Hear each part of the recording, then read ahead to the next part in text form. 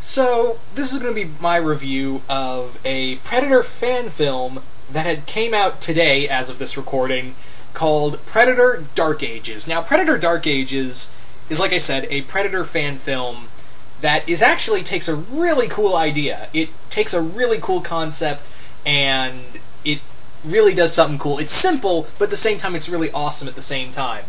Basically, what it is a Predator during the era of the Crusades. That's pretty much it. The Predator in literally the Dark Ages.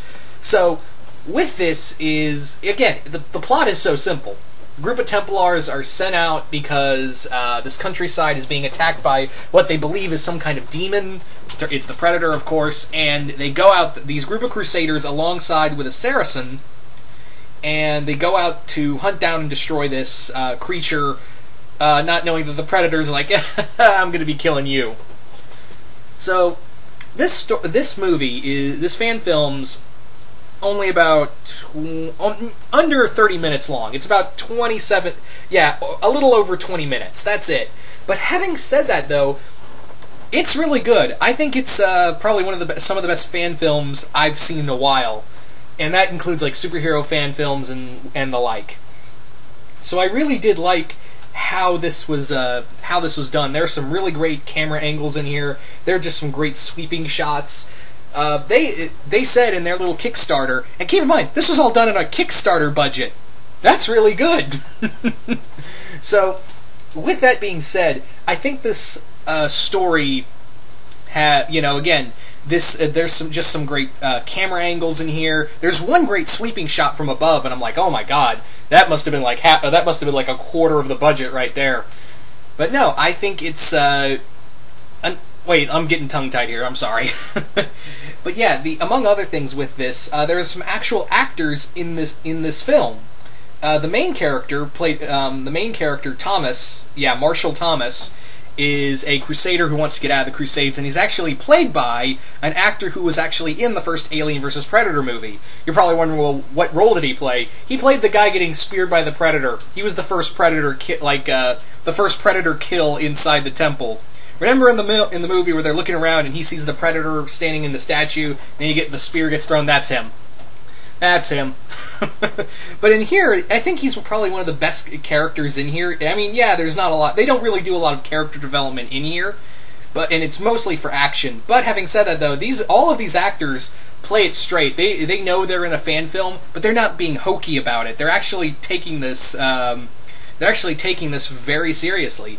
And a lot of these other actors in here are from other things, like Ben Lord James, who I believe was in Game of Thrones, and a few other actors and actresses in here who had done actual professional stuff, but in here they play a group of Crusaders, and it kind of plays the same angle as Predator.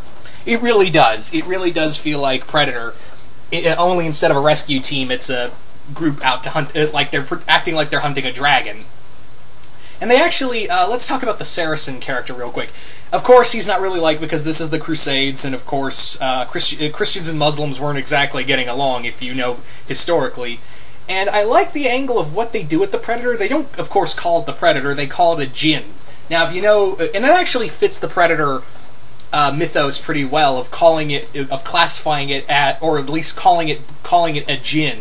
If you don't know what a Jinn is, that's pretty much what a genie is, but in original mythology, in original scriptures of both Hebrew and early Christian Christian scriptures, the story is that God created three races: angels out of light, man out of clay, and jinn out of fire. And yeah, it does. Yeah, the jinn could become invisible. They could shoot fire. That's what pretty much a Predator can do. So I was like, huh, that's clever, calling the Predator a jinn. Okay, it's not obviously a jinn, but you know what I mean.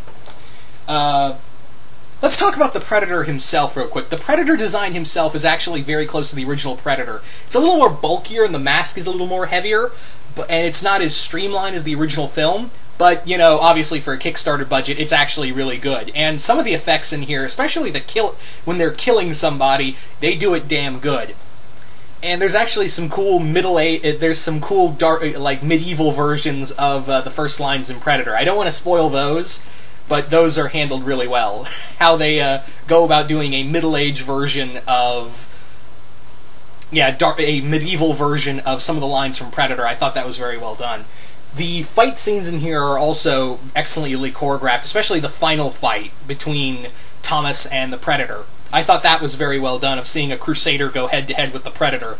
That was also well done. In fact, everything in the effects were pretty decent. The acting was played straight. Everything in here is just really great. If you're a fan of the Predator franchise and you want to find more stuff, yeah, I highly recommend Predator Dark Ages. You can find it here on YouTube. Just type in Predator Dark Ages, boom, there it is. It came out today, like I said, it came out today as of this recording, so you guys can go out and find it. There's also another one. There's also another Predator fan film that's literally called Untitled Predator Fan Film. That's about 9 minutes long, and that was apparently made out of a $500 budget, and that story is pretty much a Predator in 1944 during the Pacific. And that one's really good. Although, granted, it's only like 9 minutes long, but it's still pretty fun. But I do highly recommend you check out Predator Dark Age first, because this little fan film's fantastic. Like I said, if you're a fan of the Predator, highly recommend it. But anyway, once again, hope you all enjoyed this little review. And I don't really do fan film reviews, but I was like, you know what? This is pretty fucking awesome, so I'm gonna review it. Anyway, once again, hope you all enjoyed this review, and I will see you guys later.